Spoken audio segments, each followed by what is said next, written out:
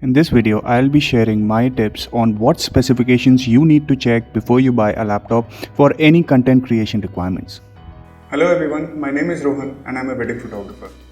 I believe these points will hold strong in any scenario or any point in time whenever you are planning to buy a new laptop for your photo and video editing. The first and the foremost thing we need to consider is the processor. Now in the market we have different kind of processors with different nomenclature, which is quite confusing for all of us. So let me help you clarify that. To start with, there are broadly two kinds of processors, the H series processors and the U series processors. Now the H series processors are basically the high performance processors which you should be considering for your laptop purchase. The other U series processors are mobile processors which are not efficient when it comes to power consumption. Therefore, the laptop having the U series processor will have a better battery backup but will sacrifice the performance somewhere. I'm a big fan of considering the strongest processor available on the market. Now, why I say you should have the strongest processor at that point in time? Because it makes your laptop future-proof.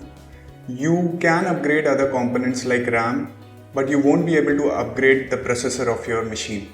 So you ensure you get the strongest one. It's the heart of your computer and you should invest on that. The next one is RAM, which stands for Random Access Memory. Now, if you have a strong processor, you should have an equally strong RAM, meaning there should be minimum 16 GB of RAM for all your photo and video editing requirements. That's the bare minimum I would recommend, but the more the better. Now, you can easily upgrade these laptops to 32 GB RAM or 64 GB RAM in the near future based upon the configuration of the laptop which you are purchasing. But let me explain how RAM works. Suppose you open an application, say Google Chrome. It consumes a certain portion of the RAM. And when you open another set of application, it consumes another portion of the RAM. So basically, every time when you are opening a new application and when you are trying to do a multitask between these applications, you need ample amount of RAM to make it seamless. The next thing which you have to consider is GPU. Now, why GPU is important? GPU basically works hand in hand with your processor when you are working mostly on your video editing tasks. It helps the processor takes up some load which are mostly graphical related tasks and makes the whole process of video editing smooth. Now, GPU also helps you if you want to connect multiple monitors for your photo or video editing. Now, if you're a video editor, you already know the importance of having multiple screens for your video editing. You might have scopes displayed on one screen, the raw footage displayed on the other. You might be using the main calibrated monitor for your video editing at the same time. Now, this whole system works well if you have a really strong GPU. A stronger GPU is a must if you are looking for editing a 4K footage. We have been using 1080p for quite some time and everything is moving towards 4K and 8K. With high resolution cameras, even your photos require a lot of processing powers. To handle these tasks without any issue, a strong GPU is a must. The other thing which you have to consider is a fast SSD. Now, SSDs are completely different than hard disk drives, which are HDDs. We have been using our hard disk drives in most of our computers and laptops previously. But these SSDs are far more superior when the performance has to be taken into account.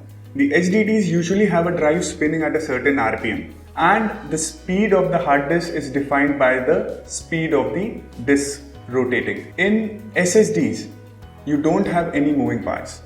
It is like a big thumb drive installed in your computer. It makes the read and write speed a lot faster as compared to a hard disk. So when you are considering a laptop, consider minimum 1 TB of SSD storage.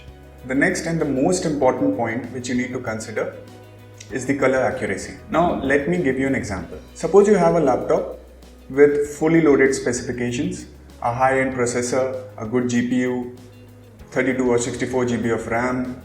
You are basically editing a video on that laptop and you will be done in few minutes. Fine. Now you export the video, send it to your client or to your social media. What happens? Sometimes you notice that the colors which are displayed on other devices, say on your mobile phone or the iPad, is completely different than what you edited in your laptop.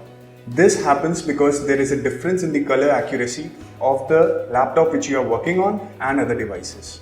Now, color accuracy can be measured using color spaces values. These values basically denote the amount of color your screen can display. The color spaces are usually measured in sRGB or Adobe RGB, and the higher the value is, the more color accurate will be your screen. Personally, I would recommend at least 100% of sRGB color space or 75% of Adobe RGB for any content creator. The other point which you have to keep in your mind is that even if you have a good color accurate monitor, chances are there that you have to calibrate it based upon the industry standards. Now, what does that mean? Just to give you an example, when I bought this laptop, the colors were really cold. Now, I had to use my color calibrator, which is datacolor Spider, and I color calibrated this laptop as per the industry standards. The color calibration is an important part, and everybody should do it before starting any content creation on your new laptop. It's quite confusing, but whenever you go out in the market and you do your research to figure out a laptop, you may find different laptops with same configuration but having a completely different price range. That difference is because of the display they are using and how color accurate their displays are. For gamers, the color accuracy might not matter, and a similar spec laptop with a decent screen might work for a gamer. But for a content creator, you have to consider minimum 100% of sRGB value to consider a laptop screen for your content creation.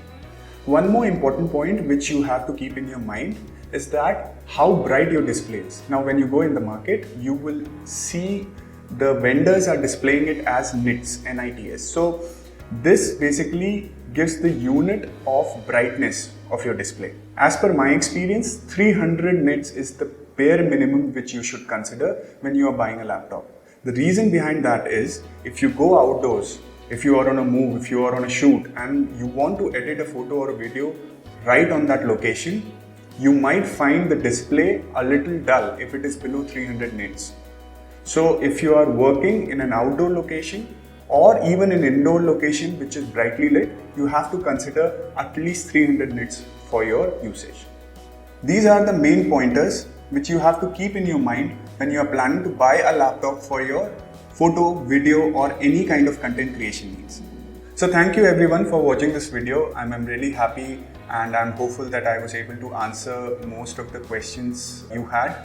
If there are any questions left, feel free to drop in your queries in the comment box. I'll be more than happy to help you out with that. And lastly, but not the least, make sure you subscribe and like the current video so that you don't miss out on the future videos when I'm creating it. Thank you for watching.